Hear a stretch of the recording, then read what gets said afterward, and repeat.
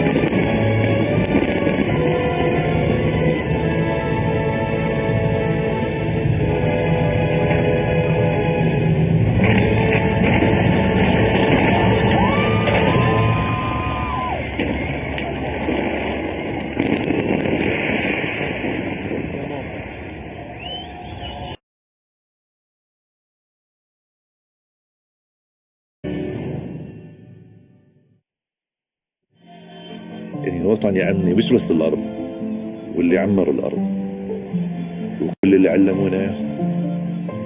وصلت بهالسن أنا عمري فوق ال80 والأردن في قلبي في روحي وجداني. والله مهما أغيب عن الأردن ما بصدق وأنا أرجع لها. مثل السمك إذا طلعنا منه بنموت.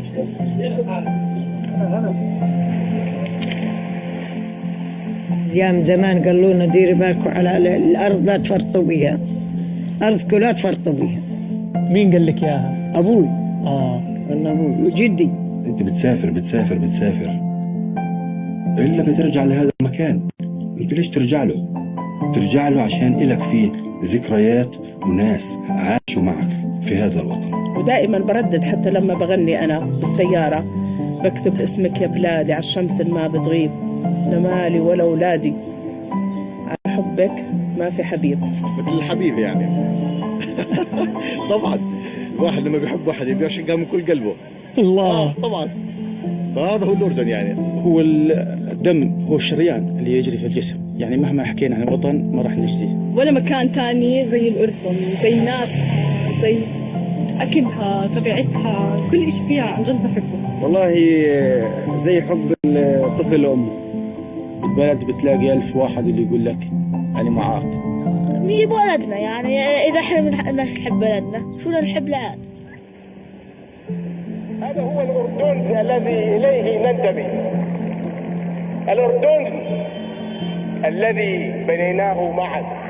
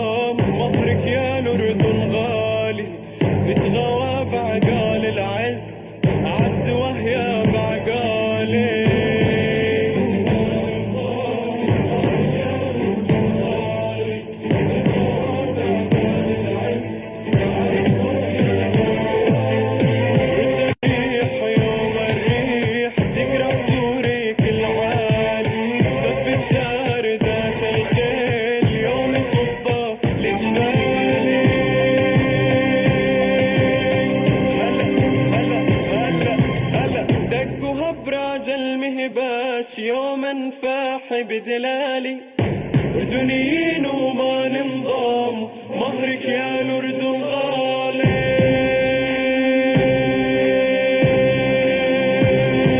حنا والله سيوفك يا دارا هلا حنا والله سيوفك يوم الخيل نطوفك نار اشتعلنا يوم الخيل نطوفك.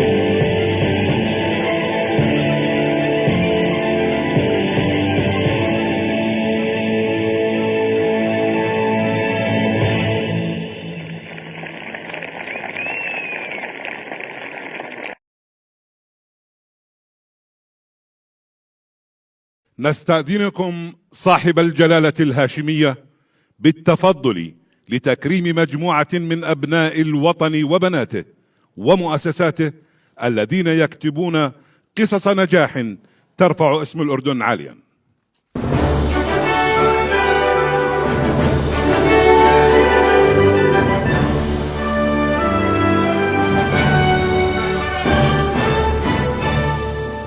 صندوق الأمان لمستقبل الأيتام وسام الاستقلال من الدرجة الأولى لدوره في توفير منظومة دعم للشباب الأيتام بعد إنهاء إقامتهم في دور الرعاية، وهو من مبادرات جلالة الملكة رانيا العبد الله.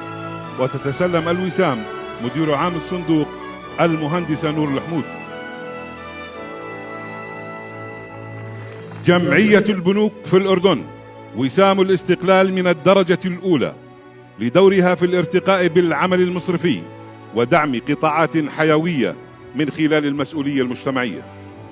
ويتسلم الوسام رئيس مجلس إدارة الجمعية المهندس باسم خليل السالم. الدكتور مهند علي حجازي وسام الاستقلال من الدرجة الأولى لدوره في تعزيز منظومة الحوكمة الرشيدة وترسيخ معايير النزاهة ومكافحة الفساد.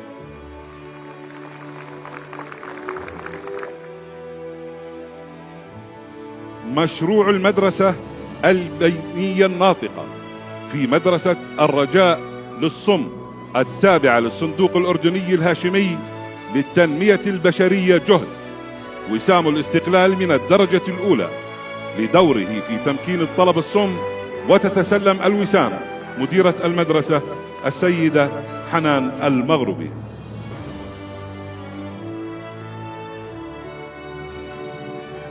الدكتور زيد إبراهيم الكيلاني وسام الملك عبد الله الثاني بن الحسين للتميز من الدرجة الأولى لدوره في نشر قيم ومبادئ الإسلام والوسطية والاعتدال.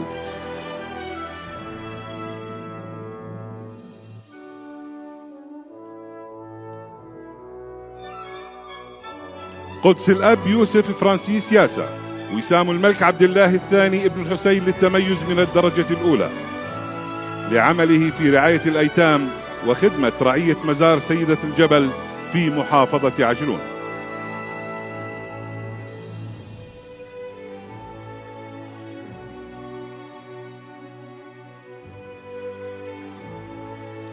الكاتب هزاع ضامن البراري وسام الملك عبد الله الثاني بن الحسين للتميز من الدرجة الأولى لإسهاماته الأدبية والمسرحية التي أثرت المشهد الثقافي محليا وعربيا.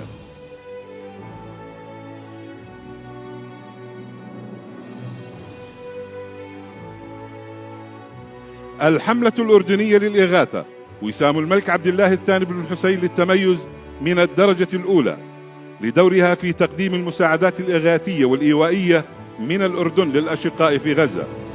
ويتسلم الوسام مؤسس الحملة ومنسقه العام عبد الرحمن العواد.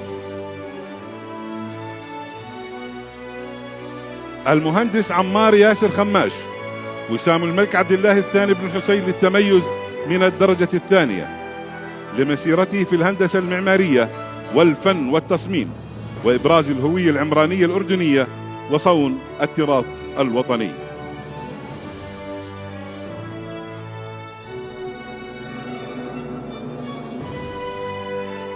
السيدة سهر عبد العفو العالول وسام الملك عبد الله الثاني بن الحسين للتميز من الدرجة الثانية لدورها من خلال مؤسسة راية في تعزيز المشاركة الاقتصادية للمرأة ودعم النساء والأسر في مكان العمل.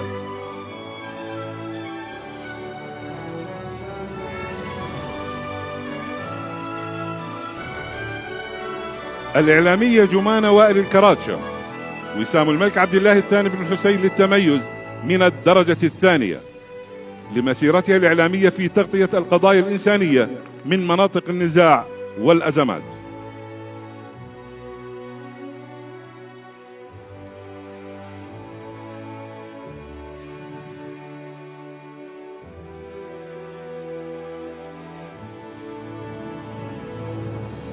المهندس أمجد فوزي مسعد وسام الملك عبد الله الثاني بن الحسين للتميز من الدرجة الثانية لدوره الريادي على المستوى العالمي في قطاعي التكنولوجيا والذكاء الاصطناعي ودعمه شركات ناشئة وكفاءات شابة أردنية.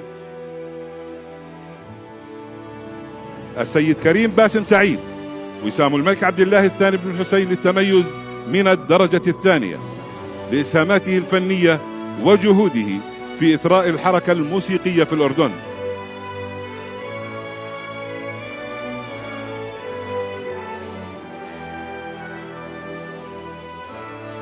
لاعب الكاراتيه محمد فائق الجعفري وسام الملك عبد الله الثاني بن الحسين للتميز من الدرجة الثانية لتميزه في رياضة الكاراتيه وحصوله على ميداليات ذهبية في منافسات عالمية.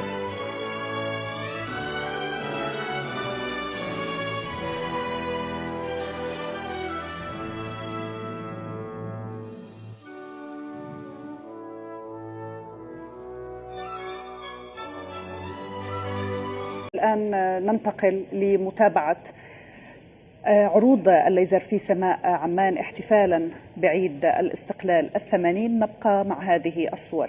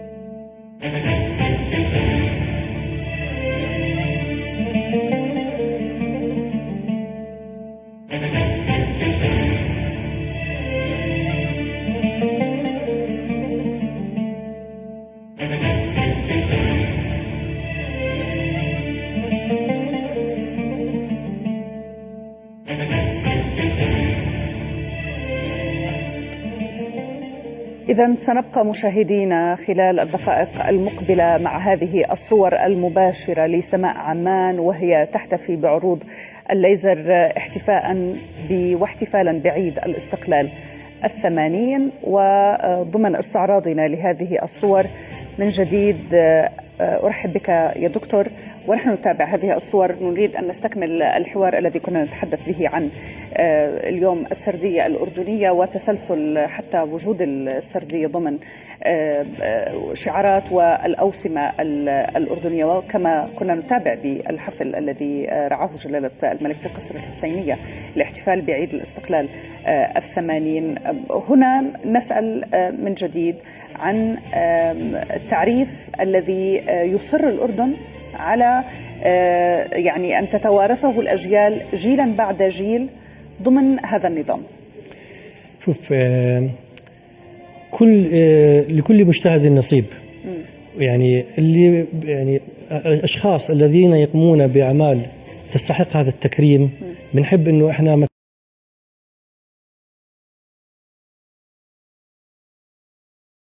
بسم الله الرحمن الرحيم. أهلي وعزوتي الكرام، السلام عليكم ورحمة الله وبركاته. أحييكم من أرض لم تخذل أهلها يوما. أحييكم في ذكرى استقلال حاضر معنا نصونه أمانة وعهدا وميثاقا. 80 عاما والرهان معقود على شعب أصيل عتيد ثابت على مبادئه.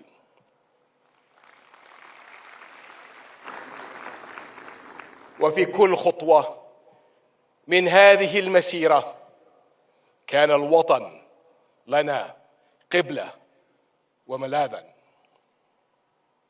أبناء وبنات وطني العزيز، لم يكن الأردن يوما هامشا في سرد البشرية، بل موطنا للأمم وأرضا للويام. على ضفة نهره تعمد المسيح، وفي ربوعه عاش الصحابة والتابعون، وعلى أرضه عاشت حضارات قدمت للعالم دروسا في المنعة والصمود، فعلمتنا كيف نسعى ونحول الصعاب إلى فرص. والحاضر خير شاهد على ذلك، فرغم كل الظروف حافظ الأردن على حدوده وأمنه وواصل مسيرته الديمقراطية.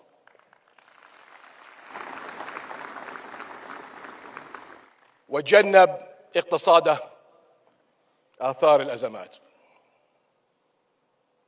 فهذا الوطن عظيم الشأن، سخي العطاء، عربي الهوى.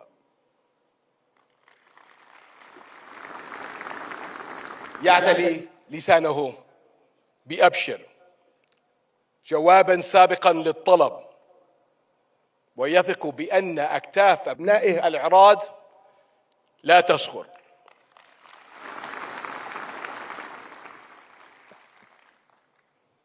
شعب الوفي، اليوم لا نحتفل فقط بما أنجزناه، بل بما نمتلك من قدر وقدرة. وليس الفخر غاياتنا، وإنما ترسيخ ثقتنا بهذا الوطن. فوطننا الذي صمد عبر العقود واثق الخطى، مقدام لا يتردد. فالأردن يعرف نفسه ويعرف وجهته ويعرف خيراته، صقلته التحديات فزاد بأسا وثباتا.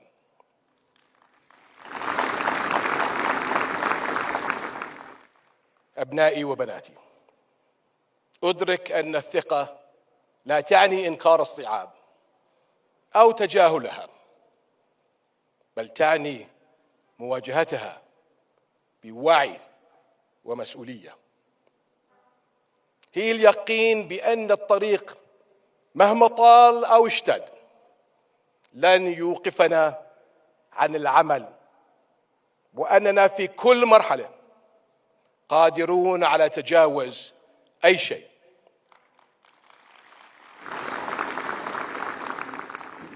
هي الإيمان بأن ما ولد من رحم هذه البلاد الأصيلة لا يهزم ولا يكسر.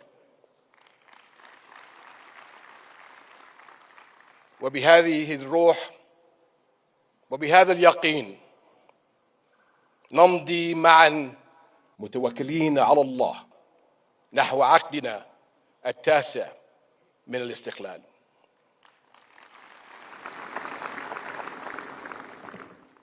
نمضي أكثر إيمانا بأنفسنا وأكثر قدرة على صناعة مستقبل يليق بالأردن وأبنائه.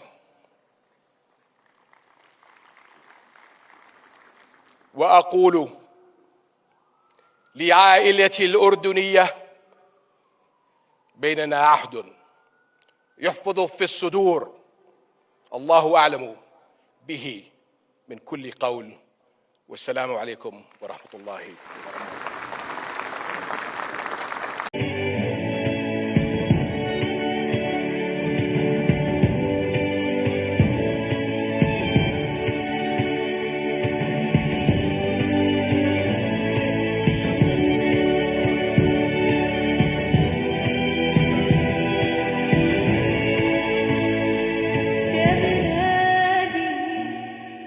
عنك أنا مالي غنى لو يوم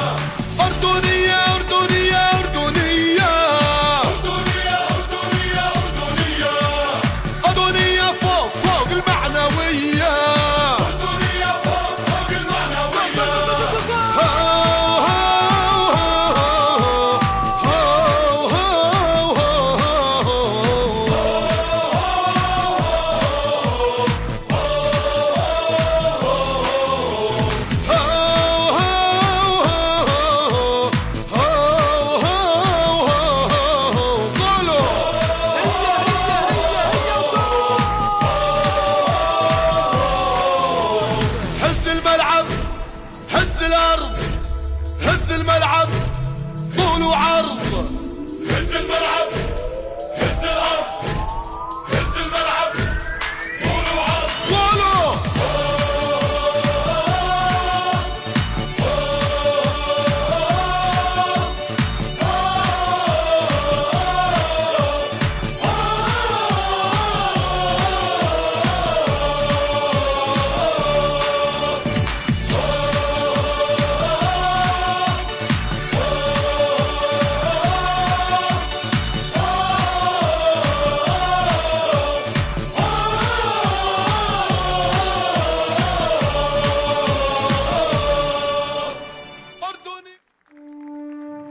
شباب منتخبنا مثال الإرادة اللي ما بتعرف المستحيل، الأخوة اللي بتجمعهم على قلب رجل واحد، وشراستهم بالملعب خلتهم نشامة اسم على مسمى.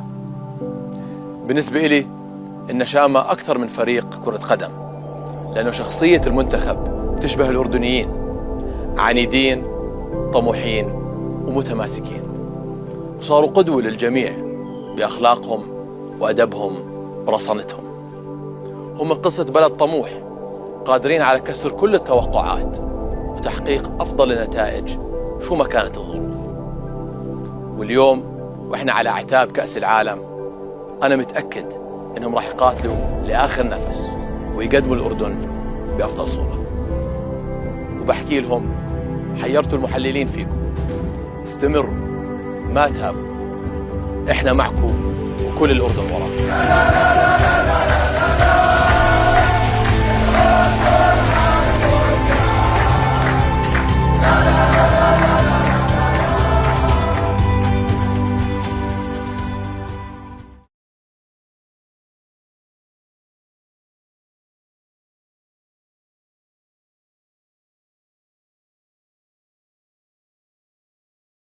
بسم الله الرحمن الرحيم. أهلي وعزوتي الكرام، السلام عليكم ورحمة الله وبركاته. أحييكم من أرض لم تخذل أهلها يوما. أحييكم في ذكرى استقلال حاضر معنا نصونه أمانة وعهدا وميثاقا. 80 عاما والرهان معقود على شعب أصيل عتيد ثابت على مبادئه.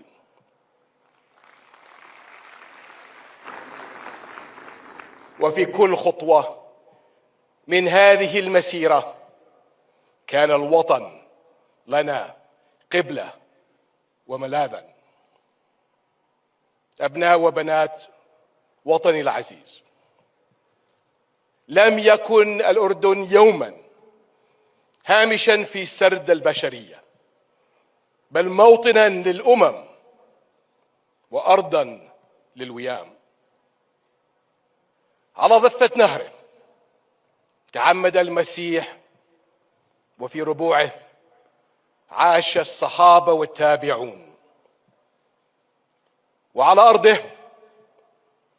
عاشت حضارات قدمت للعالم دروسا في المنعة والصمود، فعلمتنا كيف نسعى ونحول الصعاب إلى فرص. والحاضر خير شاهد على ذلك، فرغم كل الظروف حافظ الأردن على حدوده وأمنه وواصل مسيرته الديمقراطية.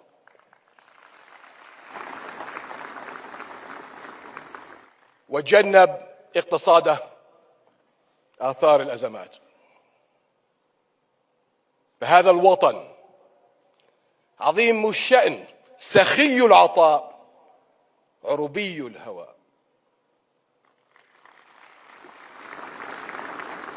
يعتلي لسانه بأبشر جوابا سابقا للطلب، ويثق بأن أكتاف أبنائه العراض لا تصغر.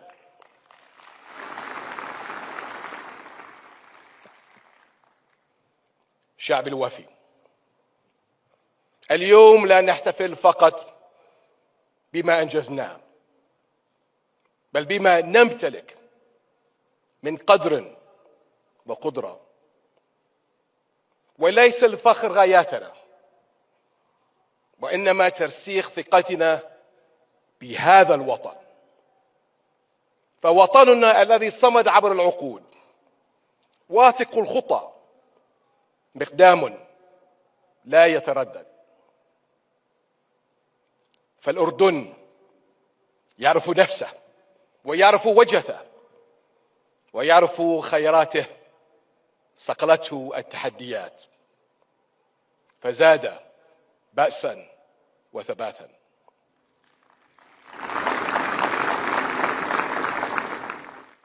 أبنائي وبناتي، أدرك أن الثقة لا تعني إنكار الصعاب أو تجاهلها، بل تعني مواجهتها بوعي ومسؤولية. هي اليقين بأن الطريق مهما طال أو اشتد لن يوقفنا عن العمل، وأننا في كل مرحلة قادرون على تجاوز أي شيء.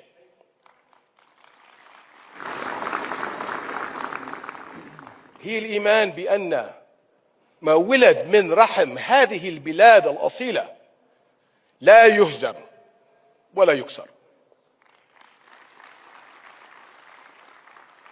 وبهذه الروح وبهذا اليقين نمضي معا متوكلين على الله نحو عقدنا التاسع من الاستقلال.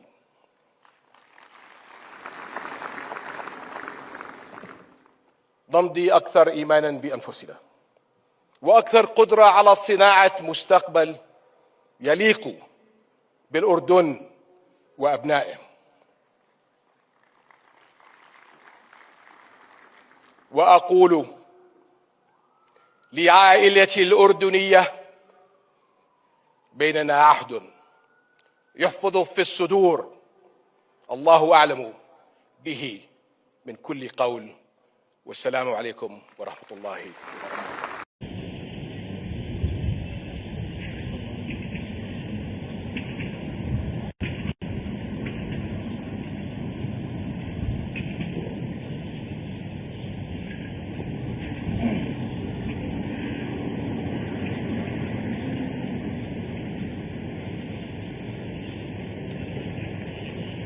كذلك ما نتابع سوية انطلاق موكب جلالة الملك إلى حيث الاحتفال الرسمي بعيد الاستقلال 80 يرافقه الموكب الأحمر. يجوب هذا الموكب شوارع عمان الهادئة الجميلة التي تحتفل بعيد الاستقلال 80. الصورة ترتبط بكل وضوح نتابعها الدكتور منذر لوصول جلالة الملك مقر الاحتفال. ودائما دكتور منذر للموكب الأحمر له دلالة في مناسباتنا الوطنية، الحفاظ على التقاليد الملكية ورسمها في ذهنية المواطنين بثباتية متكررة بحيث يشعر بالاستقرار والأمان. هذا السر الحقيقي، أنه وجود موكب سنوي بهذا الشكل وبهذه الصيغة. نعم. طيب خلينا كمان نتابع صور مباشرة.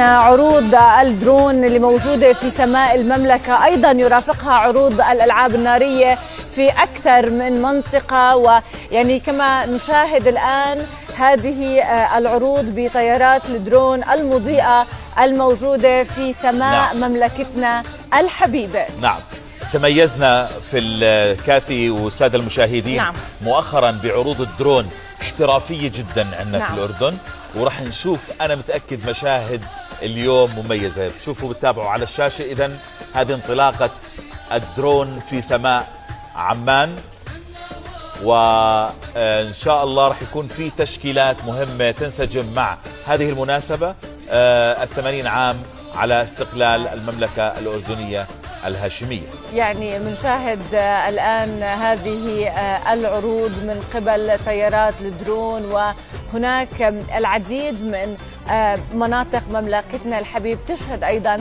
الألعاب النارية التي تزامنت مع الألعاب النارية التي انطلقت في سماء نجمية العواصم عمان. في بعض الأحيان يعني عم نشاهد الآن 1946 وعرق الزيتون اللي بنشوفه المتواجد أيضا مع 1946. يعني تخيلي حتى الرسمة يعني مرسومة هون في درون، في كل نقطة فيها درون. طبعا جميلة جدا. يعني هذه مشاهدينا الكرام العروض اللي بنبسط عليها كل أردني وكل أردنية بنشاهدها الآن على شاشة التلفزيون الأردني، عروض الدرون الاحترافية بدوها ب 1946. هلا بنشوف شو تتوقعي كاثي يرسمونا. ممكن الدحنون، ممكن السوسن السوداء، ممكن 80 التاج، العلم. يعني هناك العديد من الرموز طبعاً. التي ترتبط بأردننا الحبيب، وأظن يعني أتوقع أيضا هناك العديد من العروض اللي راح تكون مواكبة لهذه طائرات الدرون. نعم، إذن عروض الدرون تضيء سماء المملكة 80 احتفالا بعيد الاستقلال 80. هذا هو شعار الاستقلال هذا العام. صحيح. 80 و80 عاما من الاستقلال. يا سلام، مع الألعاب النارية هاي. يا شوف سلام كيف الفن. يا سلام، جميل جدا. وعم نشاهد الآن أيضا عروض الألعاب النارية في أكثر من منطقة من مناطق أردننا الحبيب.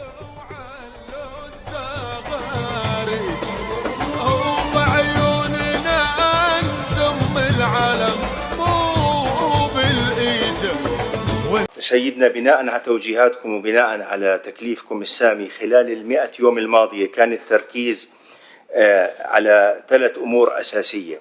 على المستوى الوطني الاستراتيجي التركيز كان بتنفيذ رؤية التحديث الاقتصادي ورؤية التحديث الإداري. المشاريع كلها عم تتأطر وتتحدد في جداول زمنية، ومن اليوم الأول يعني كان الهدف أنه الوزارات كلها تكون جزء لا يتجزأ من العمل على تنفيذ هذه الرؤية وبمختلف مستوياتها، أمناء عامين، موظفين إلى آخره، حتى نتأكد أنه في تواصل كامل في هذا الأمر.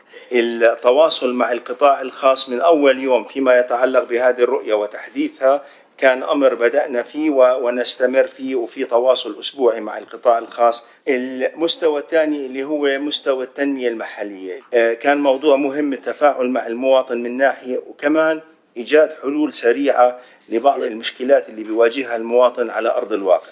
مشروع التحديث السياسي استكمال هذا المشروع على المستوى المحلي من خلال قانون الانتخاب للإدارة المحلية القادم، وإطلاق حوار وطني حول هذا الشأن له ناحيتين، ناحية السياسية لكن كمان له ناحية حوكمة وإدارة وناحية تنموية. خلال 100 يوم الماضية ركزنا على استكمال جهودنا في المشاريع الاستثمارية. في 3 مشاريع وقعت باستثمارات أكثر من 1.1 مليار دولار، مشروع مينا الغاز، مشروع مينا الحاويات، وأمس مشروع مصنع البرومين بالبوتاس. تركيزنا راح يكون أولا على إطلاق أو توقيع اتفاقيات استثمار على عدد من المشاريع الأساسية الاستراتيجية. بالنسبة للإصلاح الإداري أمامنا اليوم هيئة خدمة وإدارة عامة جديدة، أمامنا نظام جديد مختلف تماما فيما يتعلق بتقييم الكفاءات. مراكز الخدمات عم تتوسع في مختلف المحافظات، وحجم خدماتها كمان عم بنوسع فيه، والمستهدف في نهاية 25 نحقق 80% رقمنة للخدمات الحكومية.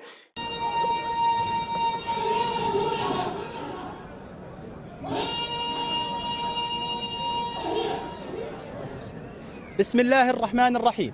في حضرة موتى تقف الكلمات بخشوع ويعلو صوت الوطن ممزوجا بعبق الشهادة والتضحية. من هنا حيث خطت بدماء الصحابة صفحات البطولة، وبقيت راية الوطن خفاقة بالعز والانتماء. تتجدد الحكاية في صرح خرج رجالا حملوا الأردن في قلوبهم وآمنوا أن الدفاع عن الوطن شرف ورسالة. من مؤتة المجد نبدأ الحكاية. أعزائي المتابعين عبر البث الميداني الإذاعي لصفحة مديرية الأمن العام، صفحة إذاعة الأمن العام أمن FM، نرحب بكم أجمل ترحيب. فلمؤتة في النفس مكانة، وفي القلب منزلة، وفي الخاطر رعشة اعتزاز، كما أن لها في الذكرى مستقر مجد وانتماء، وعلى أرضها سال نجيع الشهداء. زيد وجعفر الطيار وعبد الله صنعوا بشهاداتهم رمزا خالدا للتضحية في سبيل انطلاق رسالة الخير، وحفزوا الأجيال من بعدهم على تخطي حواجز الظلام بنور العلم والإيمان. سيكون معنا الآن آمر أكاديمية آمر كلية العلوم الشرطية العقيد الدكتور أمين الرفاعي. صباح الخير سيد. صباح الخير يا سيدي. بسم الله الرحمن الرحيم. بداية نصبح على جلالة سيدنا وعلى ولي عهده الأمين وعلى الأسرة الأردنية، وأيضا على إذاعتنا الحبيبة إذاعة أمن FM، وعلى تراب موتة الطهور. نحتفل اليوم بتخريج كوكبة من الفوج 34 من جامعة موتة، جامعة السيف والقلم. أمين بك سيدي، تحدثنا عن تأسيس كلية العلوم الشرطية في جامعة موتى الجناح العسكري. يا سيدي، كما تعلم بأن كلية العلوم الشرطية تأسست في عام 1978 تحت مسمى كلية الشرطة الملكية، وفي عام 1981 تم تأسيس جامعة موتى بإرادة ملكية سامية لتصبح كلية العلوم الشرطية. وكما تعلم أخي محمد بك بأنه كلية العلوم الشرطية كلية وطنية تسهم في إعداد قيادات أمنية مسلحة بالعلم والمعرفة لترفد قيادات أمنية مدربة ومؤهلة. أمين بك سيدي، تحدثنا عن التحصيل العلمي الذي يحصل عليه فرسان كلية العلوم الشرطية في جامعة موتى الجناح العسكري. يا سيدي، تكون تخصصات في جامعة موتى أو في كلية العلوم الشرطية حسب احتياجات مديرية الأمن العام وحسب المتطلبات الشرطية. ويوجد عندنا العديد من التخصصات في كلية العلوم الشرطية، منها القانون والإدارة العامة، إدارة الأزمات وأمن المعلومات والأدلة الرقمية الجنائية، بالإضافة إلى تخصص الحاسوب والتخصصات الأخرى. أمين بيك سيدي، تحدثنا عن التدريبات العسكرية التي خضع لها تلاميذ وفرسان جامعة موتى الجناح العسكري. يا سيدي، يخضع التلاميذ العسكريين طيلة ال4 سنوات إلى برنامج أكاديمي يحتوي بين النظري والعملي. فالجانب النظري يحتوي على مواد شرطية تدرس من قبل مختصين من مديرية الأمن العام وضباط مؤهلين، وأيضا يجتمع على شيء من الجانب العملي التدريبات اليومية والأسبوعية، منها المشاة والأسلحة واللياقة البدنية والرماية، بالإضافة إلى دورات الصاعقة والمظليين والدورات الأخرى. أمين بيك، خضع تلاميذ كلية العلوم الشرطية لفترة تعايش في الميدان في وحدات وإدارات الأمن العام. تحدثنا سيدي أكثر عن هذا الجانب. يا سيدي، حتى يعني يخرج التلميذ من الجانب النظري يتم إرسالهم إلى مديريات الشرطة وقوات الدرك والدفاع المدني ليتعرفوا على طبيعة واجبات تلك ومهام واجبات تلك الوحدات الأمنية. أمين بيك سيدي، اليوم خريج جامعة موتى سيلتحق بركب الزملاء في الميدان خدمة للوطن ولقائد الوطن. رسالة توجيهية لفرسان جامعة موتى. يا سيدي، بداية احنا بنبارك لجلالة سيدنا بهذا التخرج ولا للوطن ولا ذوي الخريجين، وأيضا نقول لهم أنتم من أصدقوا قولا ولا أخلصوا عملا كما قال سيدي صاحب الجلالة. مبارك لهم هذا التخريج. شكرا آمر أكاديمية العلوم الشرطية العقيد الدكتور أمين الرفاعي. شكرا سيدي. شكرا سيدي، حياكم الله. سننتقل نحن وإياكم الآن أعزائي المتابعين عبر الصفحة الرسمية لإذاعة الأمن العام أمن FM على الأجواء والاحتفالات التي في هذا الميدان، ميدان الشرف والرجولة، ميدان جامعة موتى.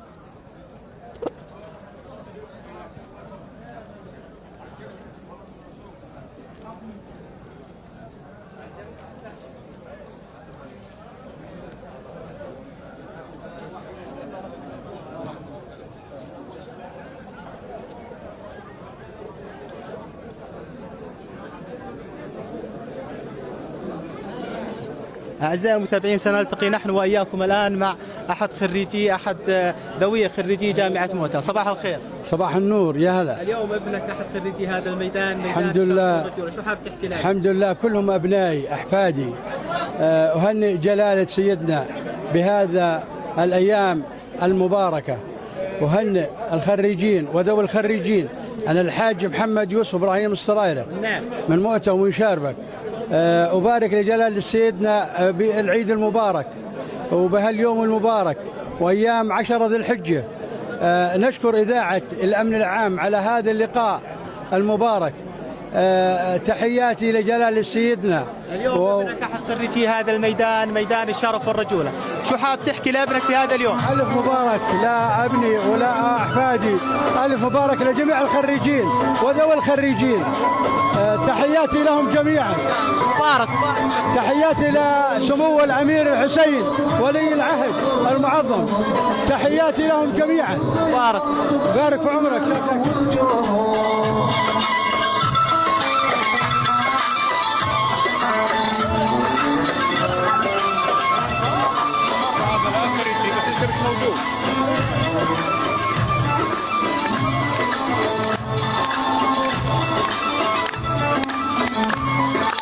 المشية العسكرية في العالم شافوهم، قالوا حنا بطولية ومنهجتهم عرضوهم.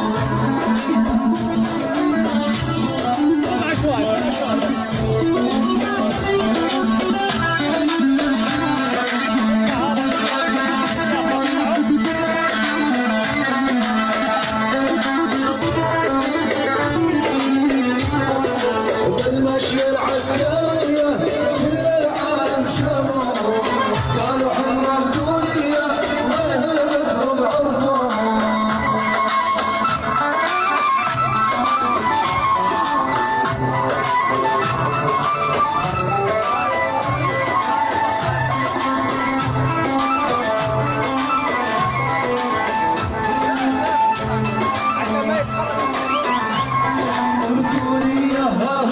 في هذا الميدان، ميدان الشرف والرجولة. نرحب بكم مرة أخرى أعزائي المتابعين عبر الصفحة الرسمية لإذاعة الأمن العام. صباح الخير. صباح الخير. اليوم ابنكم أحد خريجي هذا الميدان، ميدان الشرف والرجولة. شو حاب تحكي بهذا اليوم الوطني؟ بحكي كل عام خير لكل واحد أردني، وبحكي ألف مبروك لأمهات الخريجين والأهالي جميعا، والله يبارك لكم، وهذا عيد وطني يعتبر. صباح الخير. صباح الورد يا مرحبا. مبارك التخريج. يبارك بعمرك، الله يحفظك. وطني ونحتفل بتخريج فرسان جامعة موتى. جامعة موتى السيف والقلم، شو حاب تحكي بهذا اليوم؟ يعني هذا يوم من أفضل أيام عمري، ببارك لابني الخريج أحمد رياض العمري، وبتمنى يكون ضابط أمن عام من الضباط المميزين. بارك الله فيك. اليوم ابنك سيكمل مسيرتك في هذا الجهاز، جهاز الأمن العام، شو حاب تحكي له؟ نعم صحيح، أنا خدمت في هذا الجهاز 31 سنة وما زلت أحن إلى هذا الجهاز، وابني إن شاء الله بكون خليفة وبمشي على أثري وبخدمة جلالة الملك المعظم إن شاء الله. مبارك. بارك الله فيك. صباح الخير. الله يعطيك العافية، مبارك التخريج. الله يبارك فيك. اليوم نحتفل بتخريج جامعة موتى السيف والقلم، شو حاب تحكي بهذا اليوم؟ الحمد لله، فرحتنا وتحياتنا وسلامنا لجلالة الملك عبد الله وولي العهد الأمير حسين، الله يا رب يطول عمارهم ووفقهم يا الله، والخريجين الله يهنيهم بالترفيع ويهنيهم إن شاء الله بجيزة. يعيش جلالة الملك المعظم، يعيش جلالة الملك المعظم، يعيش جلالة الملك المعظم. عاش أبو حسين، مبارك التخريج. الملك المعظم يعيش جلالة على الطريق.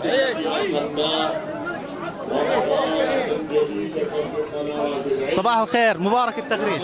الله يبارك بعمرك. اليوم ابنك أحد خريجي هذا الميدان، ميدان الشرف والرجولة، شو حاب تحكي لابنك اليوم وهو يلتحق بركب الفرسان في الميدان خدمة للوطن ولقائد الوطن؟ بدي أقول هذا البلد اللي أنت ربيت على ترابه ودمك من دمه، حافظ عليه، تربى في عز الهاشميين، عز الأردن، طول عمرك دمك فداء للوطن ولراعي الوطن جلالة الملك، الله يطول عمره وولي عهده الأمين. مبارك التخريج. حياك الله، طول لي عمرك. الشيخ أبو ياسر.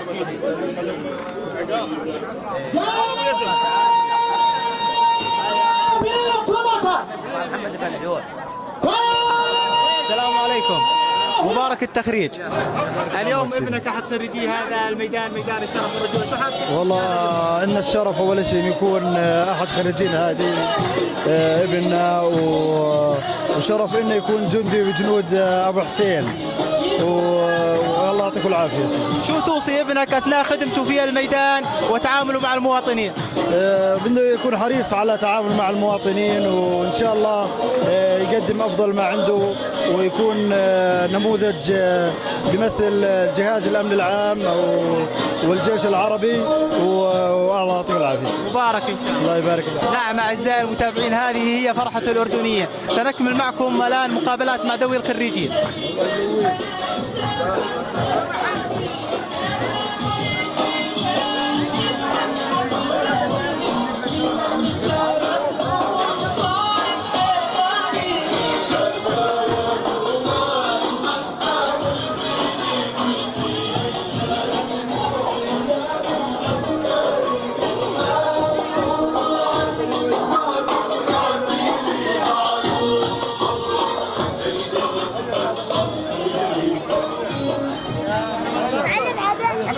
السلام عليكم.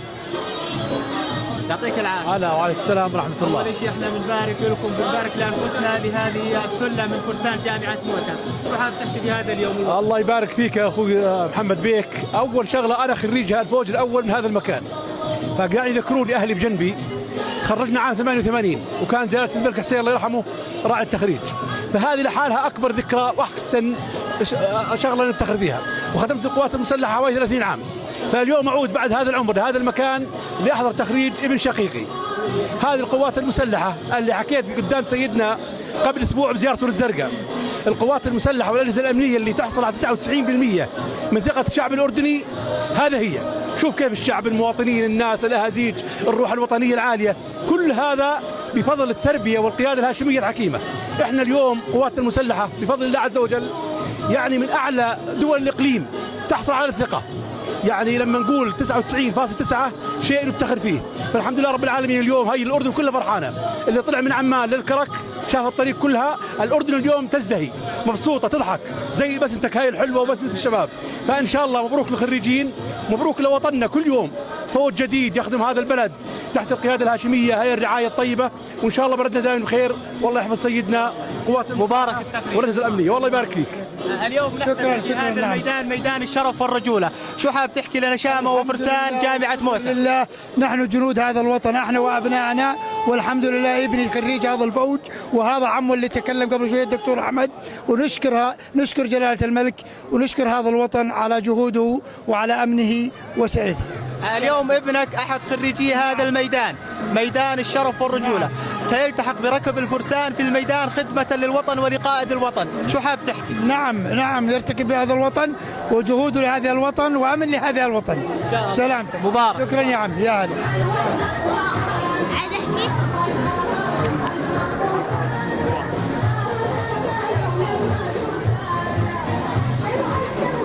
الآن أعزائي المشاهدين سنلتقي إحدى الأمهات التي ربت وكبرت، شو حابة تحكي لابنك اليوم وهو أحد فرسان هذا الميدان، ميدان الشرف والرجولة، شو حابة تحكي لابنك؟ بقول لكم صباح الخير ويسعد صباحكم، وبقول كل عام الله يسعد جلالة الملك ويطول بعمره يا رب ويحفظه، وبقول لابني الله يوفقك يا رب ويخليك للوطن يا الله، وببارك له بتخريجه، وألف ألف مبروك لابني سلطان مراد الجبور. نعم مبارك الله يسعدك طول عمرك يا رب. صباح الخير. يا هلا صباح النور. مع مين جاي؟ والله جاي مع ابوي، واتشرف اني اشوف الملك ويسعد دين الملك، واحب الملك كثير، والامير حسين يسعد ربه، يا ريت توصل. اخوك خريج؟ لا والله مو خريج، بس ولد عمي خريج. يلا مبارك. جيت من عمان. على اسمك؟ محمد عدنان الحلاحلة. والنعم منك. صباح الخير. صباح الخير يا مرحبا. اليوم نحن في هذا الميدان، ميدان الشرف والرجولة، شو حاب تحكي لفرسان جامعة موتى؟ هذول فرسان المستقبل، هذول درع الوطن، هذول حماة البلد، هذول رديف للشعب الأردني، هذول رجالنا وشبابنا ومستقبلنا في هذا اليوم. فوج 34 فوج الاستقلال، ويبقى وطننا إن شاء الله شامخ في القيادة الهاشمية برعاية جلالة الملك الحسين وولي عهده الميمون الذي يحضر اليوم في هذا الميدان الشرف، هذا ميدان الرجولة. نحن نتمنى أن يبقى رجالنا على هبة الاستعداد في كل الظروف، وهذا الجيل الذي نبتغيه ونرتضيه لوطننا، ونحن نعشق هذا البلد حتى أن يأخذ الله جل أمانته. إن شاء الله يا رب، كلنا مشروع شهادة لهذا الوطن. إن شاء الله. ابني الملازم محمد الخوالدة إن شاء الله هو يعني أنا من صغره وقل أنت للوطن والوطن لك. إن شاء الله. إن شاء الله. شكرا سيدي. بارك فيك سيدي. يلا يا عبد الله.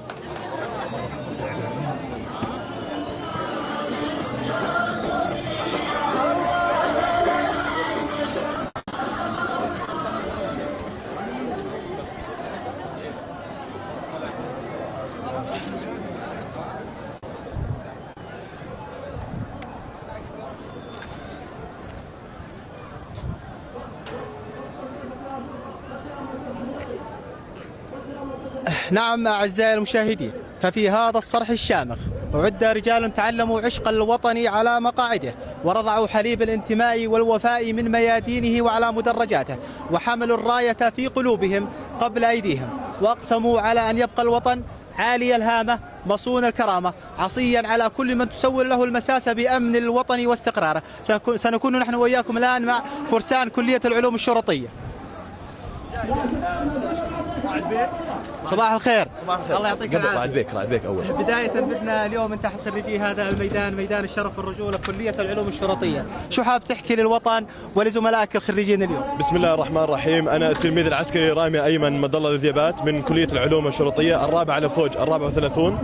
بداية بحب أهنئ الوطن وهنئ جلالة سيدنا الملك عبد الله الثاني حسين المعظم بهذا اليوم المميز، يوم المميز الذي يفرح بها جميع أبناء الوطن من شمالها إلى جنوبها ومن شرقها إلى غربها. ومن حسن الطالع أن يتزامن هذا التخريج باحتفالات المملكة الأردنية الهاشمية بمناسبة ذكرى استقلال الأردن لعامها 80.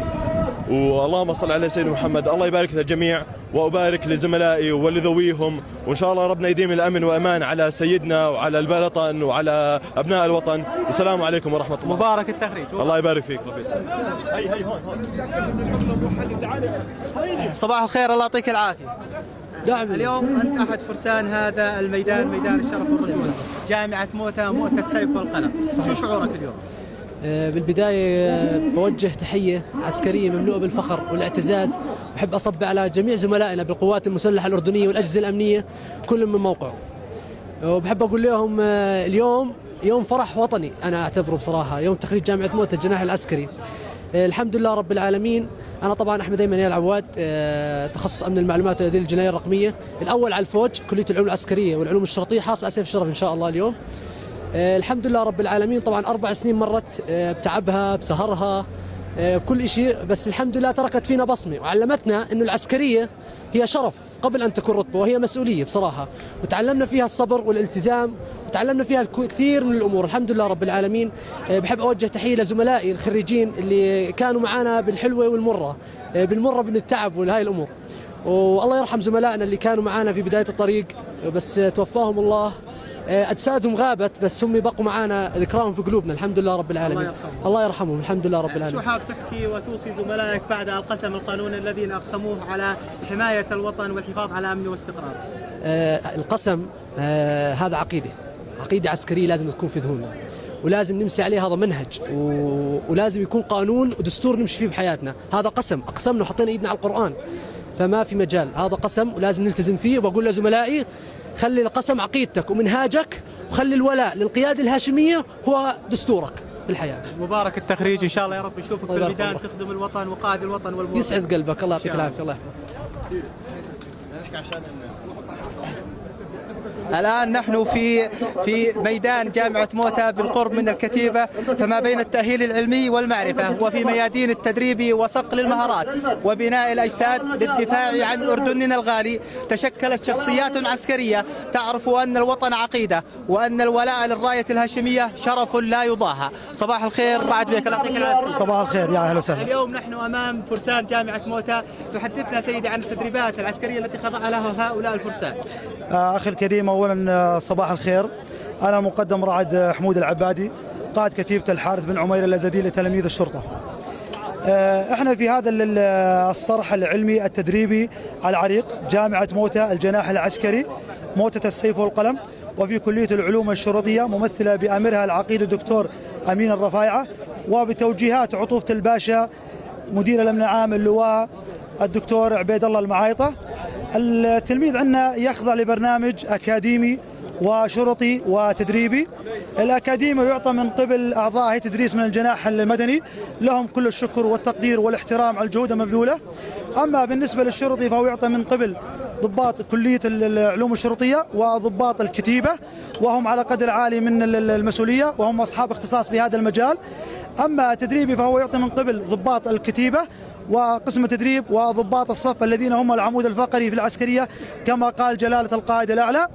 التدريبي يشمل على المشاة والأسلحة والرماية واللياقة البدنية. وبالنهاية نحن نعمل على صقل شخصية الضابط المتعلم المختص في مجال عمله، ليكون خير مثال للتعامل مع المواطن الأردني في شتى المجالات. وبالختام، المواطن الأردني هو رأس مال كل جندي وضابط صف وضابط في القوات المسلحة والأجهزة الأمنية، في ظل حضرة صاحب الجلالة الهاشمية الملك عبد الله الثاني بن الحسين أطال الله في عمره، حفظ الله الأردن وطنا وشعبا ومليكا. شكرا رعد بك والله يعطيك العافية. أهلا وسهلا. صباح الخير. صباح النور. هلا عليك. أنا التلميذ العسكري محمد عمر خوالده. محمد، أنت اليوم الآن أحد خريجي هذا الميدان، ميدان الشرف والبطولة، واحد فرسان جامعة موتى، شو حاب تحكي في هذا اليوم؟ الحمد لله رب العالمين. أول شيء نقدم هذا التخرج للوطن ولقائد الوطن جلالة الملك المعظم عبد الله الثاني بن الحسين المعظم. واحنا فداء الوطن سيدي، واحنا من مرتبات كلية العلوم الشرطية وضباط في مديرية الأمن العام، خريجين كلية العلوم الشرطية، دربنا في جامعة موتى وخريجين جامعة موتى. هذا الصرح العلمي الشامخ العريق، خريج الشهداء والأبطال، وإن شاء الله أنا جاهزين للخدمة في الميدان وخدمة وطننا وخدمة قائدنا الأعلى القوات المسلحة إن شاء الله، ونقدم هذا التخرج لجميع الوطن ولقائدنا الأعلى. مبارك التخرج. الله يبارك فيك سيدي. ومن هنا تبقى موتى حكاية مجد لا تنتهي، ورسالة وطن يكبر بأبنائه المخلصين. كنا معكم من كلية العلوم الشرطية من ميدان جامعة موتى، مؤتة السيف والقلم، أنا النقيب محمد الصلايطة وفريق العمل، ونسأل الله العلي الجليل أن يسدد على طريق الخير خطاهم خدمة للوطن وللقائد القائد الأعلى للقوات المسلحة جلالة الملك عبد الله الثاني ابن الحسين حفظه الله ورعاه. والسلام عليكم ورحمة الله وبركاته.